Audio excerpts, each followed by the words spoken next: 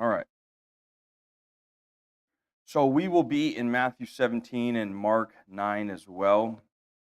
Matthew 17 and Mark 9.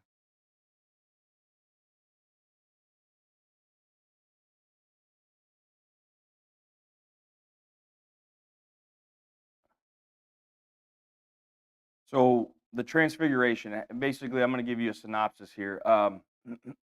It happens on a high mountain. There's some debate as to which mountain it was in and around the Sea of Galilee. Um, he chooses three of his disciples or apostles to witness it. Excuse me.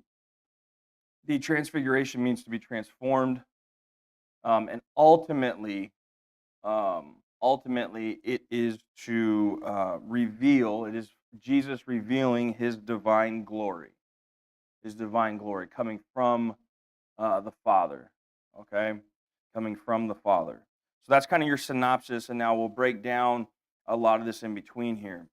Now, those three disciples, those three apostles, they were shown Jesus in a different light, literally, right? But also figuratively, because they saw Jesus for who he was and where he had come from, that divine revelation. And so the question that we continue to ask is, how do we see Jesus? How do you see Jesus? You know, I've often brought this up before, but oftentimes people, whether they're young Christians or they're young people, desiring to learn more about God, they kind of see this two different versions of God, right? They see this Old Testament version of God, and then they see this New Testament version of God through Jesus. And so the question really is how do we see Jesus? And by the way, if you really study the Old Testament, you find just as much a loving and compassionate God as you do in the New Testament. When you really look at it, God was so incredibly patient and full of tolerance with his people of old, his people of the Old Testament, the Israelites. So in 1 John, so keep your finger at Matthew 17, and we'll be also in Mark 9. But in 1 John, you don't have to turn to it, I'll read it. And this will go this will go hand in hand with actually another cross reference in 2 Corinthians 3. But in 1 John chapter 3 and verse 2. 1 John chapter 3 and verse 2, it says, "Beloved, we are God's children now, and what we will be has not yet appeared. But we know that when he appears, we shall be like him, because we shall see him as he is." Okay? So, again, how do we see Jesus? Right? What will we one day transform into being in eternity, right? So Matthew chapter 17, in verse 1, it states, "And after 6 days, Jesus took with him Peter and James and John, his brother, and led them up a high mountain by themselves. And he was transfigured before them, and his face shone like the sun, and his clothes became white as light." Okay? Um, there's some, I wouldn't call it a discrepancy. I personally have no problem with it, but Matthew's account has, and so does Mark, has specifically after 6 days. After 6 days. Luke's account, so if you wanted to go to all three synoptic gospels and look at the recording of the transfiguration, in Luke 9, he says in about 8 days, right? In about 8 days. Well, is that a contradiction, Jason? No, it's really not. It's really not. Because, like anything, I do this all the time, right? If it's roughly a week ago, or it's going to be roughly in a week, I'll say roughly a week from now. Or when was that? 8, 9 days ago? Maybe it was 10. But the fact that Luke uses now about 8 days later, so you're still talking roughly a week. The argument also could be that Luke is talking about the 6 days in between the two events. That is Peter's great confession, and then when Jesus takes Peter, James, and John up on the mountain. So if you count the day of the confession and you count the day of the transfiguration, you still get 8. Okay, and remember the way they would have considered time and days under the Jewish system, even in the days of Jesus, that when day starts and ends, oftentimes you count those days. Okay, and yet there's even more here. So Roper has this kind of side note. It's from a scholar named William Hendrickson. And he had these thoughts. The expression, quote, 6 days later is not in conflict with Luke 9:28, which states about 8 days after these sayings. Luke may have included both the day of Peter's confession and that of Christ's transfiguration when he wrote as he did. Besides, he does not intend to be precise, for he says about 8 days. Matthew and Mark may have used the exclusive method of time computation, referring only to the 6 intervening days, right? So that's the idea. The time period between the actual day of the confession and then the day of the transfiguration. And furthermore, this never bothers my, is this a contradiction?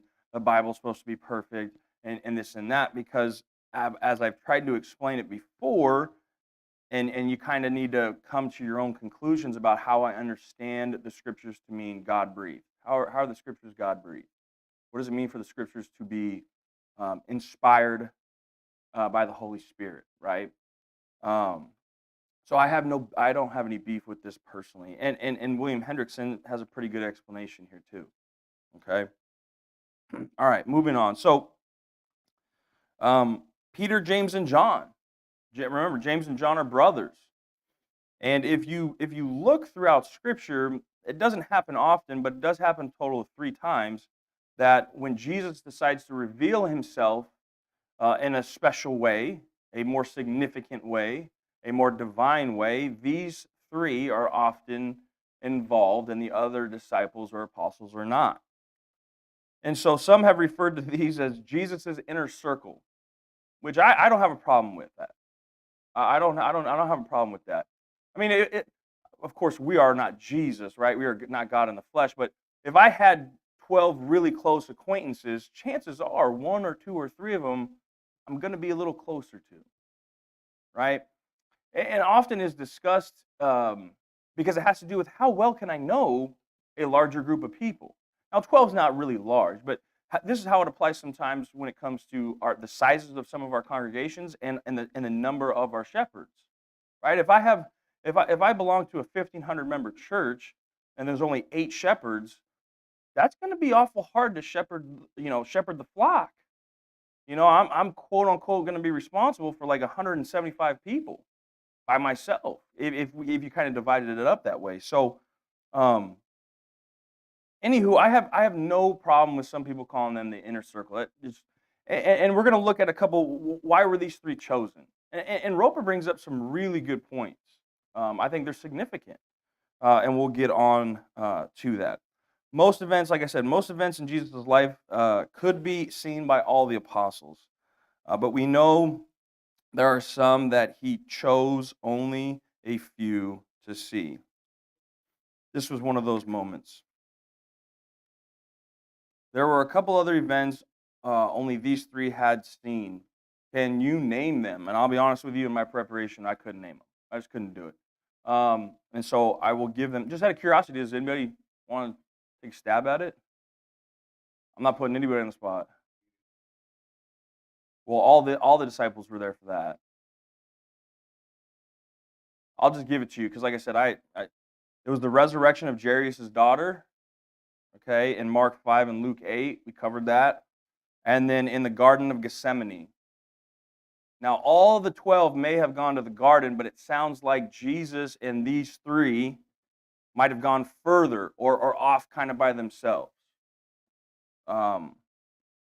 So I thought that was rather interesting. And then the Garden of Gethsemane is Matthew 26 and Mark 14.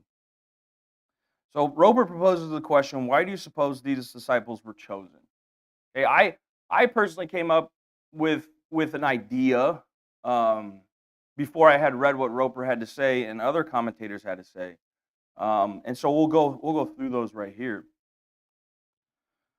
Roper suggests, was it because they were some of the first disciples chosen by Jesus, called out by Jesus?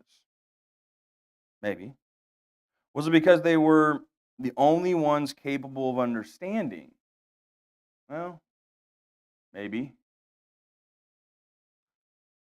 Peter was the quote unquote rock, right? We just read that in Matthew 16. He made that great confession. He was the first to do so. John was, quote, the disciple whom Jesus loved. Remember, John refers to himself that way in the third person, but also with that annotation that I'm the one who Jesus loved, right? And it's very interesting, by the way, when you really look at it. I won't say pretentious because it's not. I mean, he's the Apostle John, but it is an interesting title he gives himself. And then James was the first apostle martyred. Okay. And I put a big fat star next to this next point that Roper says, because I've often said that I enjoy this, that it helps me to actually dive deeper into a study, right? Instead of just reading scripture, which is great, instead of just reading scripture in hopes to memorize it, it allows me to use resources and other things to dive deeper into the text, right? But Roper says the main point is that we do not know why, but it is fun to speculate and try to understand. Yes, Wayne.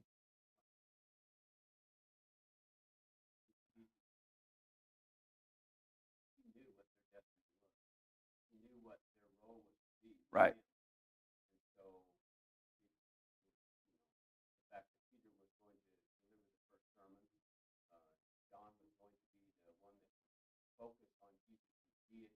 Right.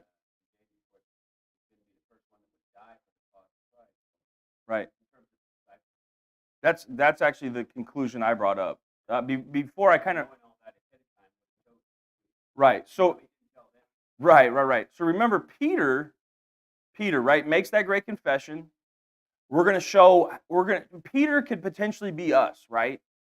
With his energy and his excitement over the faith 1 minute, and then the next minute, right, kind of struggling with some of that stuff, not seeing it for what it really is. But Peter is also going to be given the keys to the kingdom of heaven, right?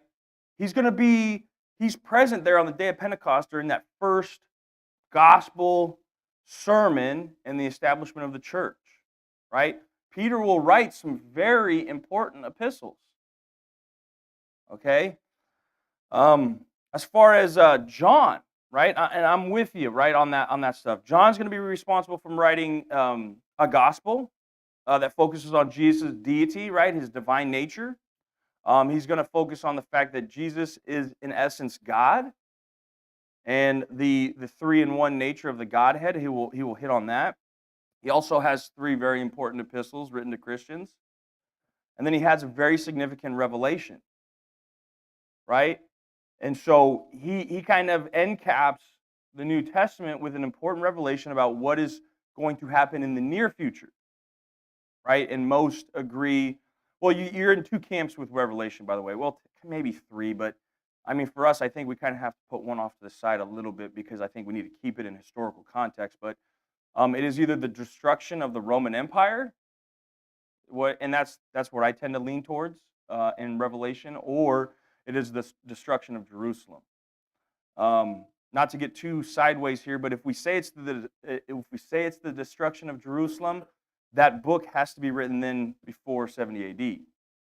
And most scholars and most people agree that it was written in that last decade of the first century, between 90 and 100 AD. Okay, but like I said, there's kind of a couple camps, and the third one that for me, I just I kind of put over here, and it is stuff, prophetical things for today, and there still are some perhaps very symbolic things, but for the most part, it is talking about a time in history that has already passed.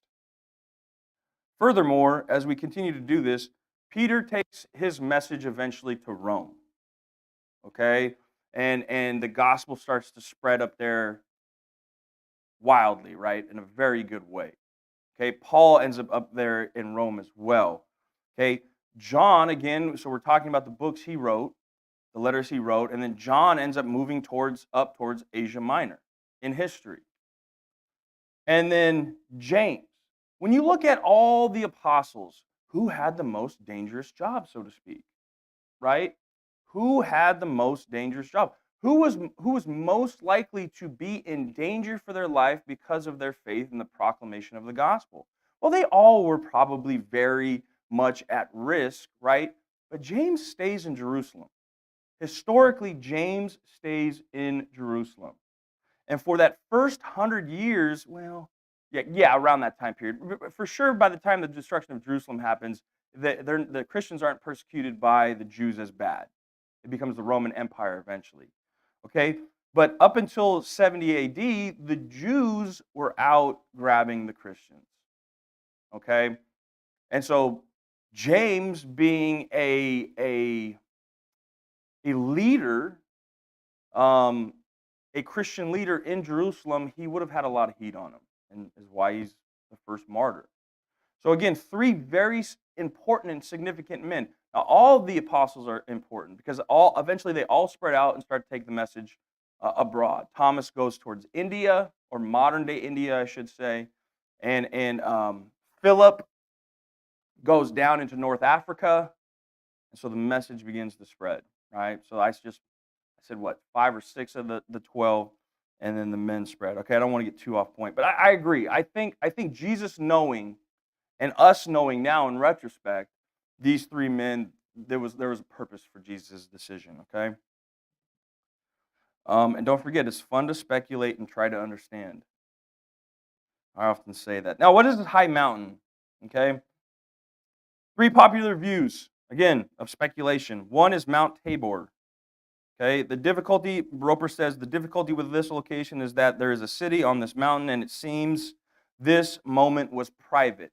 Now, I agree, and depending on the size of the city, which I don't know, I didn't look into it that much about the size of the city, I imagine there's still going to be some areas of seclusion on the mountain, maybe not.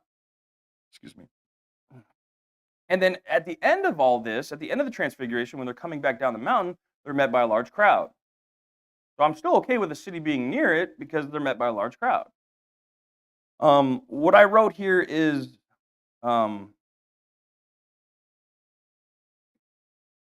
this Mount Tabor would have been west-southwest of the Sea of Galilee by about 12 miles. Today, on top of that, on Mount Tabor is the Church of the Transfiguration. Okay?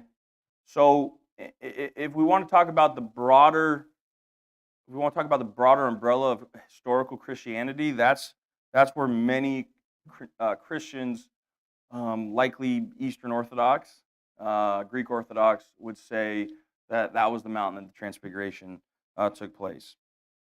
Also, if you look on the map where it was at, and I gave out maps, it was, if the bottom of the Sea of Galilee is right here, I'm going to have to do it backwards. So the bottom of the Sea of Galilee, it was just towards the southwest of Sea Galilee, in line with the bottom of the sea. And if you look at it, it is a route down towards Jerusalem, which is where he's going to end up here very, very shortly.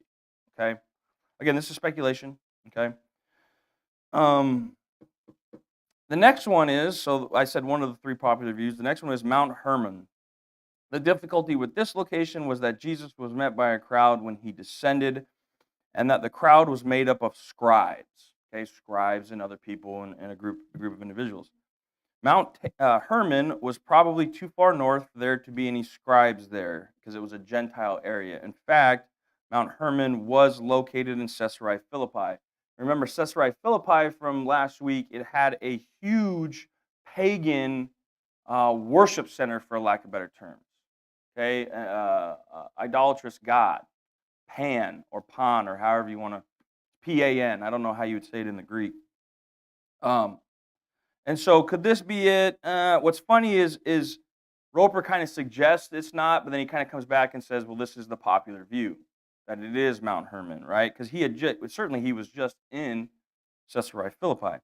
Number 3 is Jebel Jermek, located in Upper Galilee. This was the highest point in that region, over 4,000 feet above the Mediterranean Sea.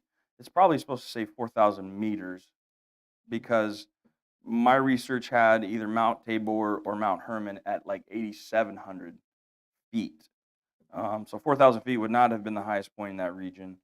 Anyways, Jebel Jermak was located about 10 miles northwest of the Sea of Galilee. So now you're going there.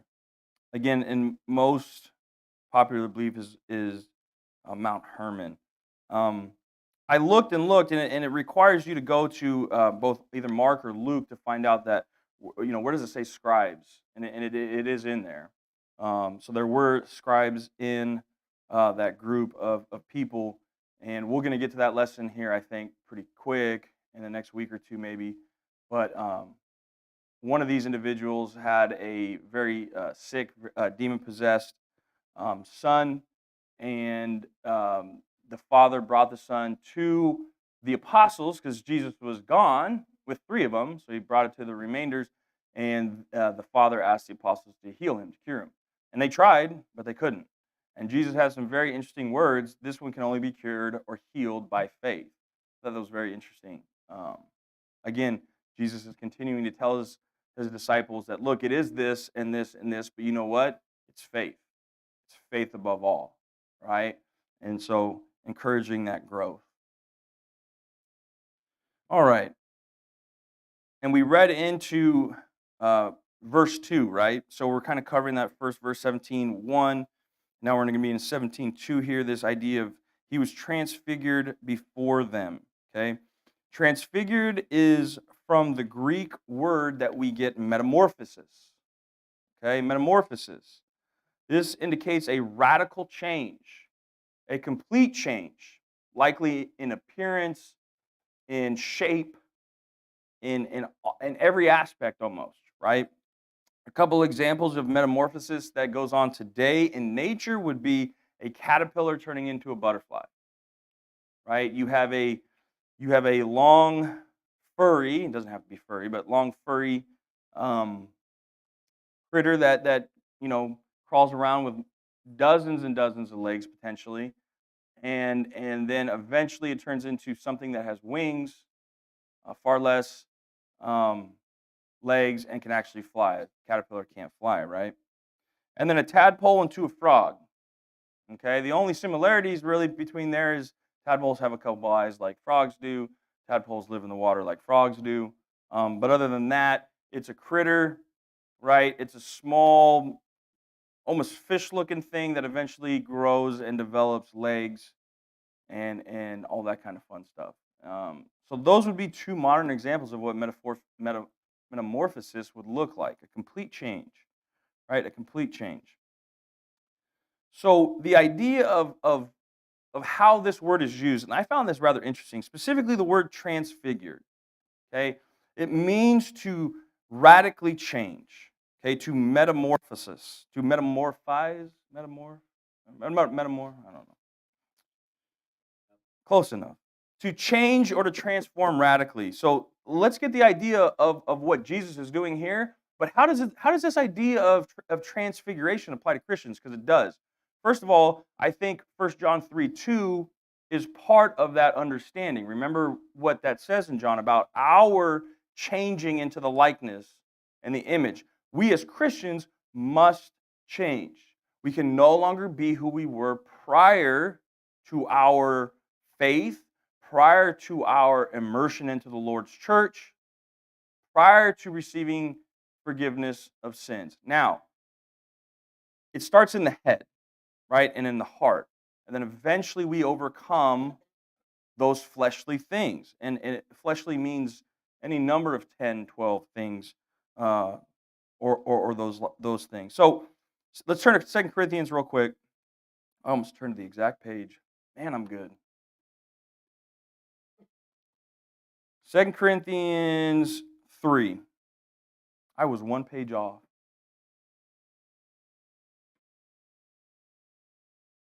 2 Corinthians 3, starting in verse 15. We're going to go back up to 15 to get a little bit of context. What is Paul writing here to the church in Corinth, right? 2 Corinthians 3:15, and it says, "Yes, to this day, whenever Moses is read, a veil lies over their hearts." Now, if you don't know what Paul is talking about is when Moses, the law, is written before the Jewish people. A veil. They're not completely seeing what is significant about the Old Testament, which is the law, but it's also the prophets, in which the prophets reveal the coming of the Messiah, who is going to fulfill the law. Okay?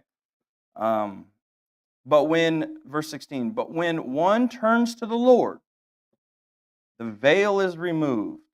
17, now the Lord is the Spirit, and where the Spirit of the Lord is, there is freedom. And we all, with unveiled face, beholding the glory of the Lord, are being transformed into the same image from one degree of glory to another. For this comes from the Lord who is in the Spirit. So, as difficult as it is for us to ever imagine or to think, like, oh, Jesus was perfect, and I'm flesh, and I'm weak, and at times we kind of make excuses for our behavior, for our lack of transformation. But according to Paul here, we should be living as spiritual beings. Well, what does that mean? I'm in flesh and blood, right? The idea is if I live with spiritual mindset, as a spiritual being, the flesh is less tempting. The flesh has less control. Okay? Because I'm thinking, acting, and living in a spiritual manner. Okay?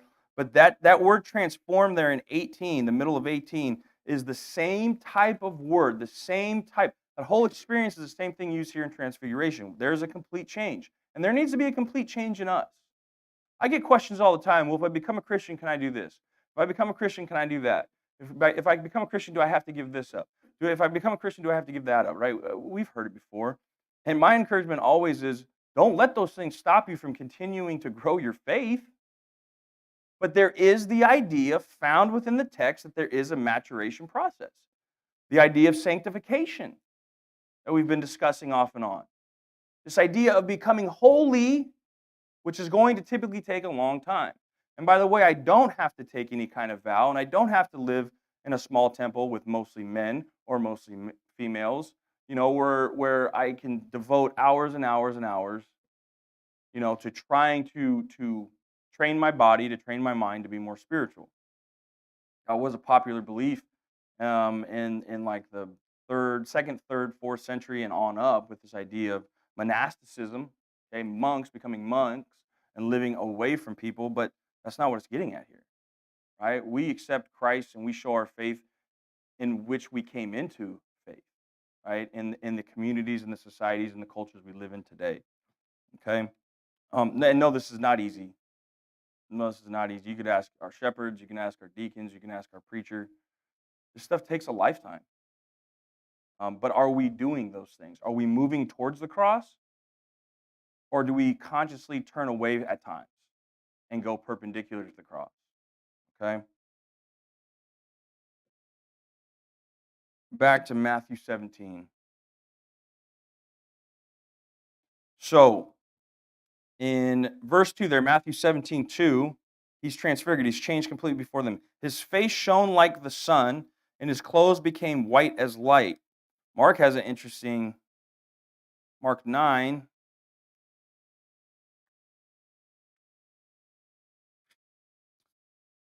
It says in Mark 9, verse 3, it says, and his clothes became radiant, intensely white. If something's intensely white, it's probably almost difficult to look at it.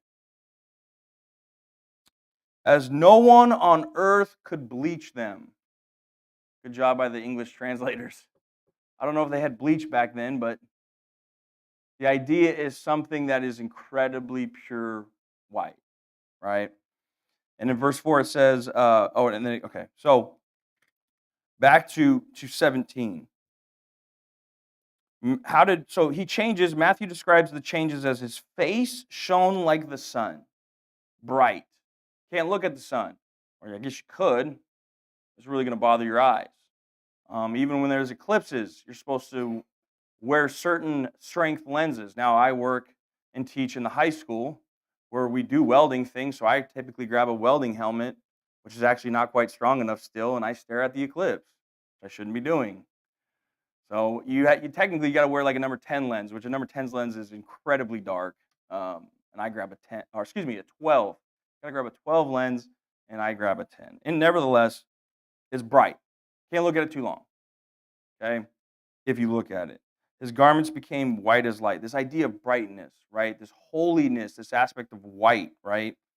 Well, there's other times in Scripture where God through an angel, God through kind of a natural phenomenon, perhaps, appears to people. Um, the word is called theophany. So in academia, the word is called theophany. It's this idea of God showing up um, and speaking to people, not actually like himself, right? Because he tells Moses, "No one can see me and live." So even though Moses has the experience with the burning bush, which is where I was going to go in Exodus 3, still there is an aspect of not fully seeing God. You can't. He tells God, "No one can see me and live." Moses lives. So there's an aspect of not seeing God for who he really is. And I don't mean that in a negative way. I mean in a what God may really look like. Okay? However we can imagine that, and I guess try to imagine what spirit looks like. But in Exodus 3 is one of the places where God shows up in a bright burning bush. And Moses hides his face. He turns his face from that encounter, right? And then in Ezekiel 1:26 through 28, there's another account. Those are just two Old Testament examples they were quick to find, where there's this radiant, bright light around the figure representing God as God. Okay, so that if you want to know, here's a theophany. Read Job. At the very end of Job, when God reveals Himself through the whirlwind, through this gigantic storm, that is a theophany. Okay, that's the idea of theophanies. There's 3 types. Don't want to lose anybody there. All right, man, I'm on it today. I'm on time. A couple more things because this is kind of a longer. I need to wrap this up by Wednesday. Moses and Elijah appeared to them. Okay, well, let's read that because I don't know if we got that far. So Matthew 17:3, right? Let's start at 1 so we kind of piece this thing together. Matthew 17:1 through 3. After 6 days, Jesus took with him Peter and James and John, his brother, and led them up a high mountain by themselves. And he was transfigured before them, and his face shone like the sun, and his clothes became white as light. And behold, there appeared to them Moses and Elijah talking with them. Okay? I questioned this. I questioned this the other day, and it's amazing how Roper puts this stuff into his outline, which I use and I make notes all over. That things I want to elaborate on a little bit more, talk a little bit more on. But I had a question: how did the apostles know who they were? They had never seen Moses or Elijah. Never seen them, but they recognized them somehow. They recognized them. How did they know who Moses and Elijah were? So Roper comes up with a couple potential, reasons or questions. Right? Did they introduce themselves? Did Moses and Elijah introduce themselves? It sounds like the conversation was between Moses, Elijah, and Jesus, and that the 3 were simply present, not part of the conversation. Okay, I'd have to do a little bit deeper study and look at it a little more closely, but I'm pretty sure that's what's going on here. Another possibility Roper suggests is, could they have heard the conversation and therefore known by their words? And then lastly, was Moses carrying a staff, or did Elijah descend from heaven in his fiery chariot, right? So how did they know, right? Well, we don't know. We don't know how they knew. And it's again more speculation, which is enjoyable. I enjoyed, at least. You might not like to hear about my speculation, and you may say, just give me the word of God. Well, we're doing that. And when you speculate and have fun with it, it takes you down a deeper study and stuff like that. And so it's hard to say.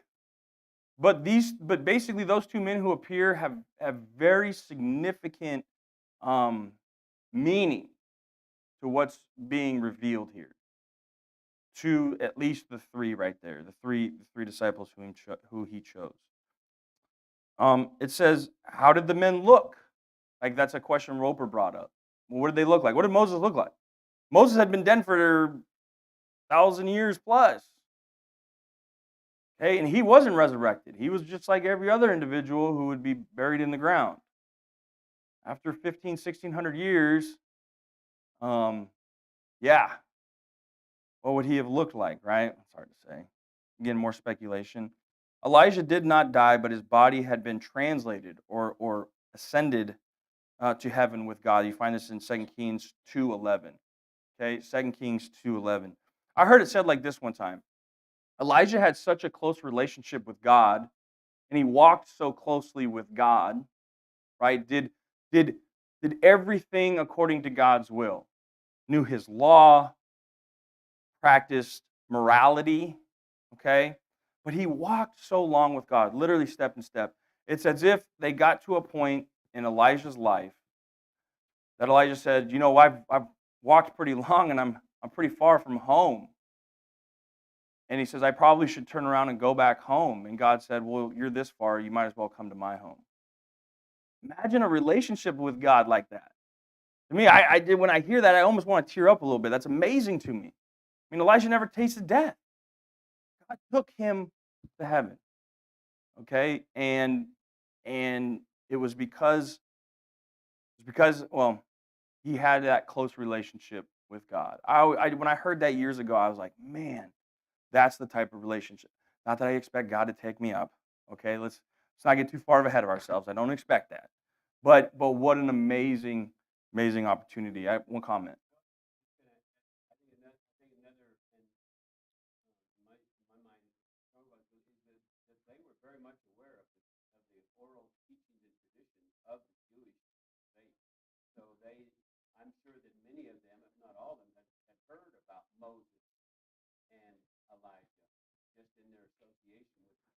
Yeah. Yeah, absolutely. And somehow they recognized him, right? It says they recognized, so it would have been a sight thing, not necessarily a hear thing, but yeah, they could have heard him. They could have heard some kind of discussion. But I'm going to tease this out real quick for Wednesday. Is Moses and Elijah represent two things I already brought up. Moses represents the law. Elijah represents the prophets. And what did Jesus do? Jesus comes to us by prophetical utterances, by the will of God, again, laid out, and not just teased, and not just suggested, but laid out explicitly in the Old Testament who Jesus was, when he was coming, who would come before him. And because of men like Elijah, these prophets, paving the way for Jesus to come eventually, and the fact that Jesus fulfills the Mosaical law, the old law, these two men are significant for that very reason. Okay? Jesus would be talking to them because he's basically saying, it's me. I'm the one. I'm going to fulfill these things, and we are going to depart from the old and enter into a new. Right? Covenant, by the way. Covenant. The Old Testament is still very significant to us today.